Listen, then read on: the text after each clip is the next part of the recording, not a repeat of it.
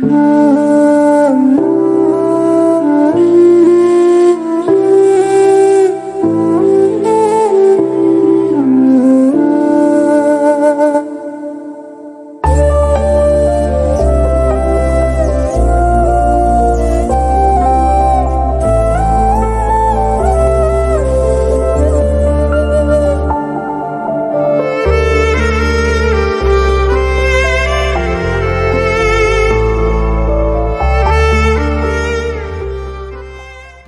The lord.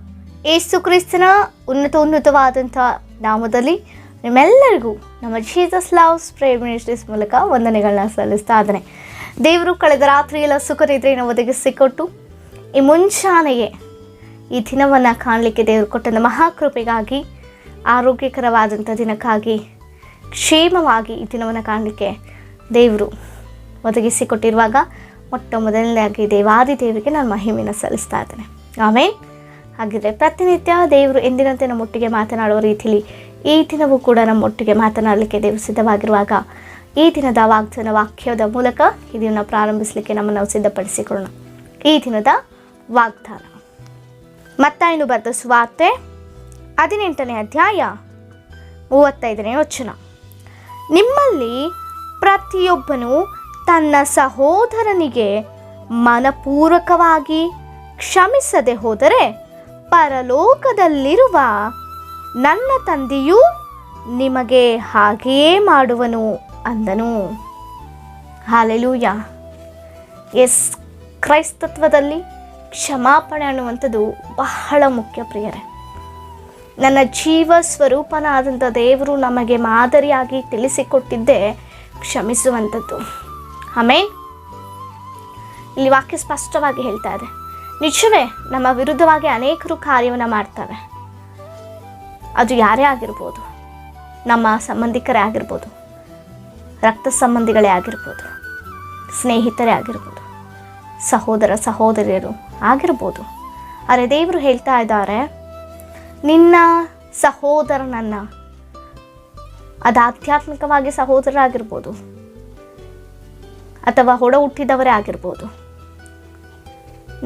ನಮಗೆ ವಿರುದ್ಧವಾಗಿ ಅವರು ಮಾಡಿದಾಗ್ಯೂ ಅಥವಾ ನಾವು ಅವರ ವಿರುದ್ಧವಾಗಿ ಮಾಡಿದಾಗ್ಯೂ ನಾವು ಕ್ಷಮಿಸದೆ, ಮನಪೂರ್ವಕವಾಗಿ ಕ್ಷಮಿಸದೆ ಹೋದರೆ, ನಾವು ವಿರುದ್ಧವಾಗಿ ಏನೇ ತಪ್ಪುಗಳು ಮಾಡಿದರೂ ಕೂಡ ಪರಲೋಕದ ತಂದೆ ಬಳಿ ನಾವು ಕ್ಷಮಾಪಣೆ ಕೇಳಿದ್ರೆ ನಮ್ಮ ತಂದೆಯೂ ನಮ್ಮನ್ನು ಕ್ಷಮಿಸೋದಿಲ್ಲ.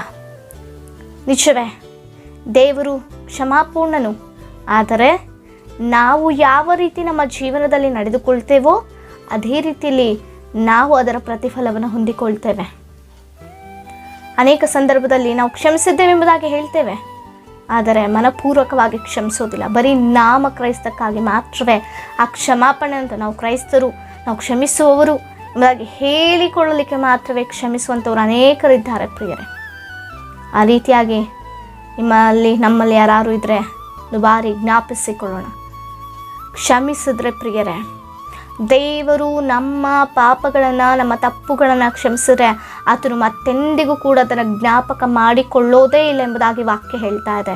ಆದರೆ ಮನುಷ್ಯರಾದಂಥ ನಾವು ಕ್ಷಮಿಸಿದ್ರೆ ಮತ್ತೊಂದು ಸಂದರ್ಭದಲ್ಲಿ ಏನೋ ಒಂದು ಮನಸ್ತಾಪ ಬಂದಾಗ ಹಿಂದೆ ನಡೆದಿದ್ದೆಲ್ಲವನ್ನು ಹೇಳ್ತಾ ಮತ್ತೆ ಇನ್ನೂ ಮನಸ್ತಾಪಕ್ಕೆ ಗುರಿ ಮಾಡ್ಕೊಂಡು ಹೋಗ್ತೇವೆ. ಇದೆಲ್ಲ ನಿಜವಾದ ಕ್ಷಮಾಪಣೆಯ ಮನಪೂರ್ವಕವಾದ ಕ್ಷಮಾಪಣೆ ಅಂದರೆ ಅವರು ಮಾಡಿದ್ದೆಲ್ಲವನ್ನ ಮರೆತು ಬಿಡುವಂಥದ್ದೇ ಕ್ಷಮಾಪಣೆ. ನೀನು ನಿಜವಾಗಿ ಅವನ್ನ ಪ್ರೀತಿಸೋದೆ ಆದರೆ, ನಿನ್ನ ಸಹೋದರನನ್ನು, ನೀನು ಯಾರನ್ನೇ, ನಿನ್ನ ವೈರಿಯನ್ನೇ ಪ್ರೀತಿಸೋದೇ ಆದರೆ ಅವರು ಮಾಡಿದಂಥ ತಪ್ಪನ್ನು ಮತ್ತೆ ಮತ್ತೆ ಎತ್ತಿ ಮಾತನಾಡೋದಿಲ್ಲ. ಇದು ನಿಜವಾದ ಕ್ಷಮಾಪಣೆ ಅಲ್ಲವೇ ಅಲ್ಲ.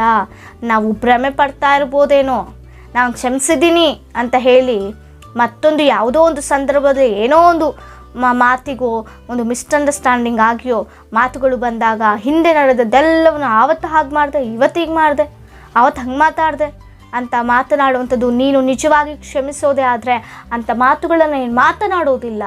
ಅದನ್ನು ಕ್ಷಮಿಸಿ ಅಲ್ಲಿಗೆ ಬಿಟ್ಟು ನೀನು ಮರೆತು ಹೋಗ್ತೀಯ. ದೇವರು ಅದೇ ಹೇಳ್ತಾ ಇದ್ದಾರೆ. ನಿಜವಾಗಿ ಒಂದು ಬಾರಿ ಆಲೋಚನೆ ಮಾಡೋಣ. ನಮ್ಮ ತಪ್ಪುಗಳನ್ನ ದೇವರು ಕ್ಷಮಿಸಿ ಮತ್ತೆ ಪದೇ ಪದೇ ನಾವು ದೇವರ ವಿರುದ್ಧವಾಗಿ ಕಾರ್ಯವನ್ನು ಮಾಡುವಾಗ ಮನಪೂರ್ವಕವಾಗಿ ದೇವರು ಕ್ಷಮಿಸದೆ ಹೋದರೆ ಮತ್ತೆ ತಿರುಗಿ ಮನುಷ್ಯರ ರೀತಿಯಲ್ಲಿ ದೇವರು ನಡೆದುಕೊಂಡ್ರೆ ನಮ್ಮ ಪರಿಸ್ಥಿತಿ ಯಾವ ರೀತಿ ಇರುತ್ತೆ.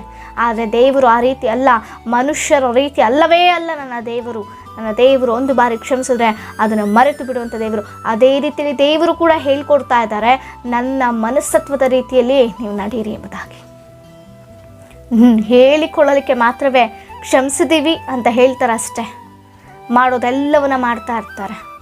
ಇಲ್ಲಿ ಕ್ಷಮಿಸಿದ್ದೀವಿ ಅಂತ ಹೇಳಿ ಮತ್ತೆ ಇನ್ನೊಂದು ಕಡೆ ಯಾರನ್ನು ಕ್ಷಮಿಸಿದ್ದೀವಿ ಅಂತ ಹೇಳಿದಾರೋ ಅವರ ಬಗ್ಗೆನೇ ಕೆಟ್ಟದಾಗಿ ಇನ್ನೊಬ್ಬರಿಗೆ ಹೇಳ್ತಾ ಇರ್ತಾರೆ, ವಿರುದ್ಧವಾಗಿ ಮತ್ತೊಬ್ಬರಿಗೆ. ಅದಲ್ಲ ನಿಜವಾದ ಕ್ಷಮಾಪಣೆ. ಕ್ಷಮಿಸಿದ್ದೀವಿ ಅಂತ ಹೇಳಿ ಮತ್ತೆ ಚುಚ್ಚಿ ಮಾತನಾಡುವಂಥದ್ದಲ್ಲ ನಿಜವಾದ ಕ್ಷಮಾಪಣೆ. ಪೇತ್ರನೊಂದು ಬಾರಿ ಬಂದು ದೇವರ ಸಮ್ಮುಖದಲ್ಲಿ ಕೇಳ್ತಾರೆ, ಅಪ್ಪ ನಾನು 7 ಬಾರಿ ಕ್ಷಮಿಸಿದ್ರೆ ಸಾಕಾ ನನ್ನ ಸಹೋದರನ ಎಂಬುದಾಗಿ. ಇಲ್ಲ, 7 ಬಾರಿ ಮಾತ್ರವೇ ಅಲ್ಲ.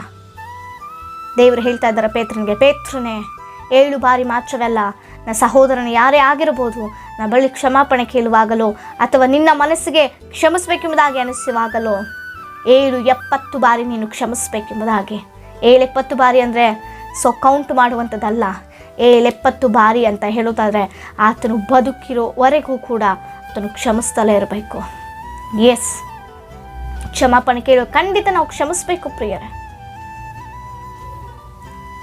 ಸಭೆಯಲ್ಲಾಗಿರ್ಬೋದು, ಕುಟುಂಬದಲ್ಲಾಗಿರ್ಬೋದು, ಕೆಲಸದ ಮೇಲಾಗಿರ್ಬೋದು, ಸ್ನೇಹಿತರ ಮಧ್ಯದಲ್ಲಾಗಿರ್ಬೋದು, ಯಾರೇ ನಮ್ಮ ವಿರುದ್ಧವಾಗಿ ತಪ್ಪು ಮಾಡಿದಾಗ್ಯೋ ಅಥವಾ ನಾವೇ ಏನಾಗ್ಯೋ ಅವರಿಗೆ ವಿರುದ್ಧವಾಗಿ ಮಾಡಿರ್ಬೋದು, ಕ್ಷಮಾಪಣೆ ಕೇಳೋದ್ರಲ್ಲಿ ತಪ್ಪಿಲ್ಲ, ಕ್ಷಮಿಸೋದ್ರಲ್ಲಿ ತಪ್ಪಿಲ್ಲ. ಕ್ಷಮಿಸಬೇಕು. ನಾವು ಕ್ಷಮಿಸಿದ್ರೇ ನಮ್ಮ ತಪ್ಪುಗಳು ಕ್ಷಮಿಸಲ್ಪಡುತ್ತೆ ಎಂಬುದಾಗಿ ಜ್ಞಾಪಕ ಮಾಡಿಕೊಳ್ಳ್ರಿ ಪ್ರಿಯರೇ. ಕ್ಷಮಿಸಿ ಮತ್ತೆ ಅವಕಾಶ ಸಿಕ್ಕಾದಾಗ ಅವಕಾಶವಾದಿಗಳಂತೆ ವರ್ತಿಸದಂತೆ, ಅದನ್ನು ಮತ್ತೆ ತಿರುಗಿ ಜ್ಞಾಪಕ ಮಾಡಿಕೊಂಡು ಅವರಿಗೆ ಚುಚ್ಚಿ ಮಾತನಾಡದಂತೆ, ನಿಜವಾಗಿಯೂ ನೀನು ಕ್ಷಮಿಸೋದೇ ಆದರೆ ಅದನ್ನೆಲ್ಲ ಮರೆತು ನೀನು ಮಾತನಾಡುವ ರೀತಿಯಲ್ಲಿರಬೇಕು. ಅದನ್ನೆಲ್ಲ ಮತ್ತೆ ಹಿಂದೆ ನಡೆದು ಜ್ಞಾಪಕ ಮಾಡಿಕೊಳ್ಬಾರ್ದು. ಆಮೇನ್. ಆ ರೀತಿಯಾಗಿದ್ದರೆ ಮಾತ್ರವೇ ದೇವರು ಮನಪೂರ್ವಕವಾಗಿ ನಾವು ದೇವರ ಮೂಲಕ ಕ್ಷಮಾಪಣೆ ಹೊಂದಿಕೊಳ್ತೇವೆ. ಹಲ್ಲೆಲೂಯಾ. ಅದು ಕೂಡ ಜ್ಞಾಪಕದಲ್ಲಿ ನಾವು ಇಟ್ಕೊಳ್ಬೇಕು. ಕ್ಷಮಿಸಿದ್ದೇವೆ ಅಂತ ಹೇಳಿ ನಾಮಕಾರ್ಥಕ್ಕಾಗಿ ಕ್ಷಮಿಸದೆ ನಿಜವಾಗಿ ಪ್ರೀತಿ ಉಳ್ಳವರಾಗಿ ಕ್ಷಮಿಸ್ರಿ. ಪ್ರೀತಿಯು ಅನೇಕ ಪಾಪಗಳನ್ನು ಮುಚ್ಚುತ್ತದೆ ಎಂಬುದಾಗಿ ಹೇಳ್ತಾ ಇದೆ. ನೀನು ನಿಜವಾಗಿಯೂ ನಿನ್ನ ಸಹೋದರನೋ, ನಿನ್ನ ಸ್ನೇಹಿತನೋ, ನಿನ್ನ ವೈರಿಯನೋ ಯಾರೇ ಆಗಿರ್ಬೋದು ಕ್ಷಮಿಸಿದ್ರೆ ಅವರು ಮಾಡಿದ ಮಿಸ್ಟೇಕ್ಸ್ಗಳು ಏನೇ ಆಗಿರ್ಬೋದು, ನಮಗೆ ಹಾನಿಯ ರೀತಿಯಲ್ಲೇ ಇರ್ಬೋದು, ಅದನ್ನು ಮುಚ್ಚಿಡುವಂಥದ್ದೇ ದೇವರಿಗೆ ಇಷ್ಟವಾದ ಒಂದು ಸಂಗತಿ.